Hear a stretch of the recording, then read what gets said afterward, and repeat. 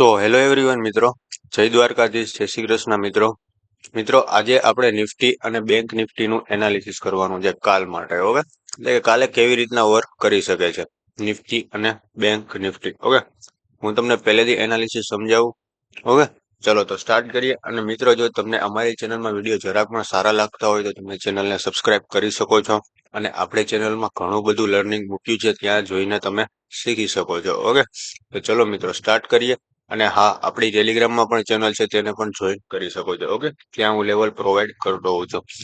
હવે મિત્રો વાત આવી સૌથી પહેલા નિફ્ટી 50ના ચાર્ટના એનાલિસિસની. ઓકે, નિફ્ટી 50 કાલે કઈ રીતના વર્ક કરી શકે છે. ઓકે, હવે મિત્રો આપણી ટેલિગ્રામ ચેનલમાં એક લેવલ નાખ્યું હતું. ક્યારે નાખ્યું હતું? શુક્રવારે નાખ્યું હતું. ઓકે, શું નાખ્યું હતું? આ એક દિવસનો ટાઈમ ફ્રેમ છે. એક દિવસના ટાઈમ ફ્રેમમાં શું લેવલ નાખ્યું હતું કે માર્કેટમાં અહીંયા એક આપણને વોલ્યુમ ઇમ્બેલેન્સ દેખાય છે. સૌથી પહેલા તો આપણે માર્કેટનો ટ્રેન્ડ જોવાનો છે. માર્કેટ ડાઉન ટ્રેન્ડમાં જ છે. ઓકે, જોવા માર્કેટ વન વે ડાઉન ટ્રેન્ડમાં જ ચાલી રહ્યું છે. ઓકે, એક દિવસના ટાઈમ ફ્રેમમાં આપણને જોવા મળ્યું કે નિફ્ટીના ચાર્ટના બાયસ ડાઉન ટ્રેન્ડમાં છે. ઓકે, હવે મિત્રો વાત આવી કે નિફ્ટીના ચાર્ટના બાયસ કેટલા ટાઈમ સુધી ડાઉન ટ્રેન્ડમાં રહી શકે. ઓકે, બાયસ એટલે શું? એ ટ્રેન્ડ છે. ઓકે, બાયસ એટલે એક ટ્રેન્ડ કે માર્કેટ જે ટ્રેન્ડમાં જતું હોય એને ઈ ટ્રેન્ડના બાયસ કહેવાય. આ અપ ટ્રેન્ડમાં હતું તો આને અપ ટ્રેન્ડના બાયસ કહેવાય. ઓકે, હવે આપણે સૌથી પહેલા આપણે એ માર્ક કરવાનું છે કે માર્કેટ ક્યાં સુધી જઈ શકે છે. ઓકે, હવે જુઓ અહીંયા તમને એક લિક્વિડિટી પૂલ દેખાશે. ઓકે, આ લિક્વિડિટી પૂલ છે.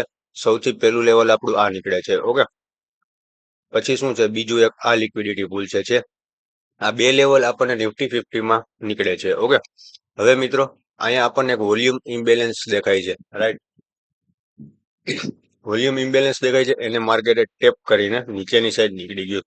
હવે મિત્રો કાલે માર્કેટ શું કેવી રીતના વર્ક કરી શકે છે. ઓકે, હવે તમે જુઓ માર્કેટની ક્લોઝિંગ ક્યાં આવી છે? એના આગળના દિવસની નીચે, એના આગળના દિવસની નીચે, એટલે માર્કેટે આગળના 3-4 દિવસનો લો માર્યો છે. Okay, simple. હવે આપણે એમ વિચારી શકીએ કે માર્કેટ જો આ લિક્વિડિટીને હન્ટ કરવા આવી શકે છે. આ કેટલો ગેપ છે માર્કેટનો? 80 થી 90 પોઈન્ટનો છે. રાઈટ, હવે 90 પોઈન્ટનો ગેપ, કાલે માર્કેટ જો 90 પોઈન્ટ ગેપ ડાઉન આવે છે. ઓકે, આ લિક્વિડિટીને સ્વીપ કરે છે. સ્વીપ, ઓકે, હન્ટ નહીં, સ્વીપ. જો આવી રીતના સ્વીપ થવી જોઈએ. હવે જો આને સ્વીપ કરે છે તો અહીંયાથી નાનું એવું એક રિટ્રેસ મૂવ આવી શકે છે. ઓકે, નાનું એવું રિટ્રેસ મૂવ આવી શકે છે અને માર્કેટ થોડુંક એવું અપસાઇડ જઈને ડાઉન સાઈડ કન્ટિન્યુ કરી શકે છે. ઓકે, કદાચ જો માર્કેટ આને હન્ટ કરીને નીચે નીકળી જાય છે તો આપણો નેક્સ્ટ ટાર્ગેટ અહીંયા સુધીનો રહેવો જોઈએ. ઓકે, અહીંયા એક વોલ્યુમ ઇમ્બેલેન્સ છે. આને ટેપ કરે છે તો માર્કેટમાં નાનું એવું રિટ્રેસ મૂવ આવી શકે છે. ઓકે, અહીંયાથી માર્કેટના બાયસ ચેન્જ નહીં થાય કારણ કે માર્કેટમાં લિક્વિડિટી ફૂલ પડેલા છે. ઓકે, આ માર્કેટ જો આ લિક્વિડિટીને હન્ટ કરે છે, ઓકે, હન્ટ કરે છે તો માર્કેટ અપસાઇડ પાછું નીકળી શકે છે. પણ એના માટે તમારે 3 દિવસનો વેઇટ કરવાનો, 3 કેન્ડલ ફોર્મેશનનો વેઇટ કરવાનો. જો માર્કેટ જ્યારે પણ ટ્રેન્ડ ચેન્જ કરે છે ત્યારે 3 કેન્ડલ ફોર્મેશન થાય છે. ઓકે, દેખાય છે? આવી રીતના 3 કેન્ડલ ફોર્મેશન થાય છે. આ ટ્રેન્ડ શું કામ ચેન્જ કર્યો હતો? આગળ ક્યાંક લિક્વિડિટી પૂલ હશે, એને હન્ટ કરીને ટ્રેન્ડ ચેન્જ કરેલો હતો. ઓકે, હવે મિત્રો કાલે જો માર્કેટ ગેપ અપ આપે છે. ઓકે, શું કહું છું? ગેપ અપ આપે છે અને માર્કેટ જો ઉપરની સાઈડ નીકળે છે તો આપણે પહેલો ટાર્ગેટ આ હોવો જોઈએ કે માર્કેટ અહીંયાથી રિજેક્શન લઈ શકે છે. ઓકે, કારણ કે નીચે લિક્વિડિટી પૂલ પેન્ડિંગ છે. અહીંયાથી રિજેક્શન લઈ શકે છે કારણ કે આ વોલ્યુમ ઇમ્બેલેન્સ છે. ઓકે, જો આને અહીંયા ટેપ કરીને રિજેક્શન લે છે તો આપણો સૌ પ્રથમ શરૂઆતમાં જો માર્કેટ ગેપ અપ આપે છે અને અપસાઇડ નીકળે છે તો આપણો પહેલો ટ્રેડ અપસાઇડનો હોવો જોઈએ. ક્યાં સુધી? માર્કેટ જ્યાં સુધી આને ટચ ના કરે ત્યાં સુધી. ઓકે, જેવું માર્કેટ આને ટચ કરે છે અને તમારી પોઝિશન જો પ્રોફિટમાં હોય તો તમે એક્ઝિટ કરી શકો છો. ઓકે, પછી ભલે તમને 10 પોઈન્ટ મળ્યા હોય, 12 પોઈન્ટ મળ્યા હોય કે 15 પોઈન્ટ મળ્યા હોય. આપણો ટાર્ગેટ શું હતો કે આને માર્કેટ જ્યારે ટચ કરે છે પછી અહીંયાથી માર્કેટ રિજેક્શન લઈ શકે છે. ઓકે, એટલે આને ટેપ થઈ જાય પછી માર્કેટમાંથી પોઝિશન એક્ઝિટ કરી નાખવાની. હવે મિત્રો જો માર્કેટ આને ટચ થઈ ગયું કાલે અને પછી માર્કેટ જો નીચેની સાઈડ નીકળે છે, ઓકે, નીચેની સાઈડ નીકળે છે અને જો પુટ બાજુનો ટ્રેડ મળે છે તો તમે એને હોલ્ડ કરી શકો છો. ક્યાં સુધી હોલ્ડ કરી શકો છો? આ ટેપ ના થાય ત્યાં સુધી. ઓકે, તો આવી રીતના આપણું નિફ્ટીનું એનાલિસિસ છે. તમે મિત્રો આ લેવલ વર્ક કરી શકો છો, પણ આ ઓનલી એજ્યુકેશન પર્પસ માટે છે. એવું હોય તો તમે 2-3 દિવસ જોવો ખાલી મારા લેવલ્સ અને પછી તમે ટ્રેડ કરવાની ટ્રાય કરો. ઓકે, ચલો મિત્રો હવે આપણે બેંક નિફ્ટી જોઈ લઈએ. બેંક નિફ્ટીમાં શું છે, ડાઉન ટ્રેન્ડના બાયસ છે. ઓકે, ડાઉન ટ્રેન્ડના બાયસ છે ક્યાં સુધી છે, અહીંયા આપણને એક લિક્વિડિટી પુલ દેખાય છે.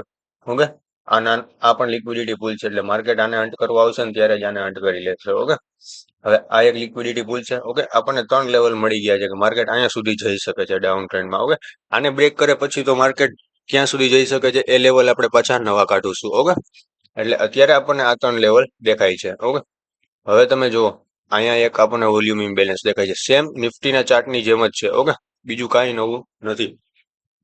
આનું પણ મેં તમને એનાલિસિસ કરીને ટેલિગ્રામમાં નાખ્યું હતું અને કીધું હતું માર્કેટ જો આની અંદર જશે તો માર્કેટ રિવર્સ થશે 100%. ઓકે, હવે તમે જુઓ આમાં શું છે, ડાઉન ટ્રેન્ડ છે. હવે કાલે નિફ્ટી બેંક કઈ રીતના વર્ક કર્યું હતું, શુક્રવારે કઈ રીતના વર્ક કર્યું, તમે જુઓ આગળના દિવસની લિક્વિડિટી હન્ટ કરેલી નથી માર્કેટે, દેખાય છે. આગળના દિવસની લિક્વિડિટી બેંક નિફ્ટી હન્ટ કરેલી નથી. જો આ સવારે ગેપ ડાઉન ખુલે છે, ઓકે, શું કહું છું, ગેપ ડાઉન ખુલે છે અને આ લિક્વિડિટી હન્ટ કરે છે તો ત્યાંથી એક નાનું એવું રિટ્રેસ મૂવ આવી શકે છે અને પછી ડાઉન સાઇડ કન્ટિન્યુ કરી શકે છે, એવું આપણું પ્રિડિક્શન છે. ઓકે, હવે મિત્રો માર્કેટ જો અહીંયા ક્યાંક ઓપન થાય છે, ઓકે, અહીંયા ક્યાંક ઓપન થાય છે તો માર્કેટને અહીંયા ટેપ થવા દેવાનો, વેઇટ કરવાનો. ઓકે, એકવાર તો ટેપ થઈ ગયું છે, ભલે બીજી વાર ટેપ થઈને જો રિજેક્શન સાઈડ માર્કેટ નીકળે છે તો તમે અહીંયાથી પુટ સાઈડનો ટ્રેડ પ્લાન કરી શકો છો આ લિક્વિડિટી પુલ સુધી. ઓકે, અથવા તો જો માર્કેટ અહીંયા ગેપ અપ આપે છે, મોટું ગેપ અપ આપે છે અને અહીંયા ટેપ કરીને માર્કેટ નીકળે છે તો પણ તમે પુટ સાઈડનો ટ્રેડ પ્લાન કરી શકો છો. પણ તમે કોલ બાજુ ટ્રેડ પ્લાન કરવાનો ધ્યાન રાખજો, કારણ કે માર્કેટમાં એ લિક્વિડિટી પુલ છે અને ટેપ કરશો એટલે માર્કેટ નીકળી જશે, પછી તમે ટાર્ગેટનો રાહ જોવો તો તમારો એસએલ આવી જશે. ઓકે, એટલે હું તમને અત્યારથી ચેતવણી આપું છું કે આ એક લિક્વિડિટી પુલ છે. ઓકે, સોરી, વોલ્યુમ ઇમ્બેલેન્સ છે. સોરી, વોલ્યુમ ઇમ્બેલેન્સ છે. આ વોલ્યુમ ઇમ્બેલેન્સ છે ને એને ટેપ કરશે માર્કેટ એટલે માર્કેટ ડાઉન સાઈડ નીકળી જશે અને આ લિક્વિડિટી પુલ સુધીનો ટાર્ગેટ રાખજો. ઓકે, મિત્રો આ થઈ ગયું બેંક નિફ્ટીનું analysis. Okay, out technical analysis માટે તમે અમારી ચેનલને સબસ્ક્રાઇબ કરી શકો છો. ઓકે મિત્રો, જો તમારે ડેઈલી જોતું હોય આ લેવલ વિડીયો દ્વારા તો તમે સબસ્ક્રાઇબ કરી શકો છો અને કોમેન્ટમાં કહી શકો છો. ઓકે, ચલો મિત્રો મળીએ નેક્સ્ટ વિડીયોમાં. જય દ્વારકાધીશ, જય શ્રી કૃષ્ણ.